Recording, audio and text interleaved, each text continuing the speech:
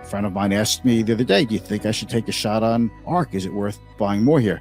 I don't know if he's averaging down or just never owned it before, but my reasoning is make it about your personal finance. Could you afford to take the risk? Well, if it's going to bounce back, I can afford to take the risk. I don't know if it's going to bounce back. You're trying to make a trade on a very short-term position. Maybe it'll work, maybe it won't. That's on you. Here's how I make my decision on ARK. You have to look at the situation that led to a company's stock market outperformance and what led to their rapid growth in earnings and revenues or subscriber counts or views, however you want to judge a hot growth stock. If the situation, the environment that led to that is no longer here, then why do you think that growth continues? The environment's no longer here. We're opening up. And then I've been saying since last year, we're going to have an economic boom.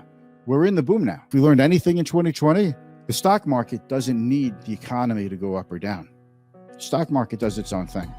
And last year was all about companies that could help us work from home, stay at home. That's where money went into those stocks. And now money's going into companies that can help us get outside again.